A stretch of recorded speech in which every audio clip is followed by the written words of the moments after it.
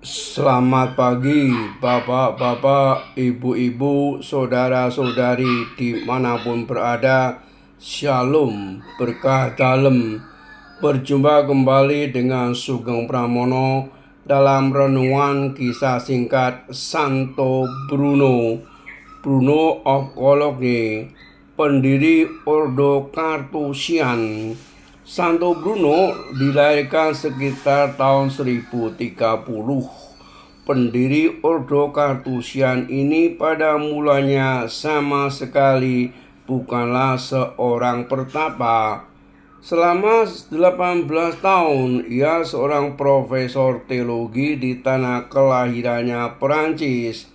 Ia berupaya sekuat tenaga membawa para muridnya semakin dekat dengan Tuhan.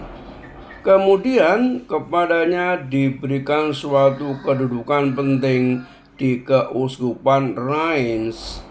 Bruno tidak terkesan dengan kehormatan pun dan tidak takut memikul tanggung jawab. Ia sadar hatinya merindukan kesendirian bersama Yesus. Santo Hugo dari Grenoble memberikan kepada Bruno dan teman-temannya sebidang tanah di gurun yang tersembunyi dan disebut Carthuise. Mereka mendirikan sebuah kapel dan gubuk-gubuk kecil sebagai tempat tinggal. Inilah awal mula Ordo Carthusian. Mereka sangat bahagia di sana, bekerja di ladang, berpuasa dan berdoa, tersembunyi di dalam Tuhan. Dalam keheningan biara di padang gurun, Santo Bruno dan para muridnya menemukan kedamaian sejati bersama Tuhan. Banyak karunia ilahi yang diperoleh saat mereka tenggelam di dalam doa. Santo Bruno sering mengalami ekstase rohani dan mengalami penglihatan kerajaan surga. Akan tetapi 6 tahun kemudian Paus Urbanus II, yang merupakan seorang mantan murid Santo Bruno, meminta suatu pengorbanan besar darinya. Bapa Suci sangat mengagumi kesucian Santo Bruno, memintanya datang ke Roma menjadi penasehat beliau. Hal ini amat menyedihkan hati Santo Bruno karena ia sangat mencintai kehidupannya sebagai seorang pertapa. Tetapi ia taat pada tahta suci. Ia mempercayakan tanggung jawab biara di Carthusia kepada salah seorang birawan, lalu berangkat menuju Roma. Bruno melayani Paus Urbanus II. Di kemudian hari, Bruno akhirnya diperkenan kembali menjalani hidup membiara di dekat kota Roma.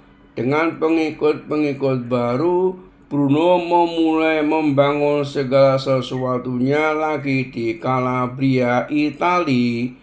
Dari surat-suratnya, Santo Bruno seorang yang gembira dan giat. Ia tidak hendak melihat seorang murid punnya bersedih. Ia menggambarkan kehidupan mereka yang keras dengan ungkapan-ungkapan yang menyenangkan. Bruno bahkan mendesak seorang sahabat untuk datang melihatnya sendiri. Santo Bruno wafat tahun 1101. Ordonya berlanjut hingga kini. Ordo Carthusian adalah satu-satunya ordo religius dalam gereja yang tidak pernah dan perlu direformasi. Para pengikut Santo Bruno senantiasa memelihara semangat kasih dan pengorbanan dari pendirinya.